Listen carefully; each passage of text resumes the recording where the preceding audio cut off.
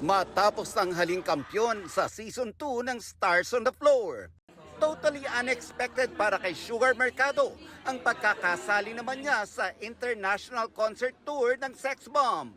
Ang mas ikinatutuwa niya, nanumbalik daw ang pagmamahala nila sa grupo. Maganda lang sa amin dahil nga tumatanda na rin, nagiging malawak na rin yung pangunawa. Okay na kayo lahat. Sobrang okay. Sa hinaba-haba-haba rin, di ba? Mapapatunayan din na, oo, talagang love na love ko talaga yung mga ate ko. And I'm so proud. Si Lord lahat yon, 2 dekada nakabalik kayo. Di lang premyadong dancer, kilala din si Sugar bilang isang komedyante. Sa katunayan, marami ang natatawa sa mga eksenang umiiyak siya.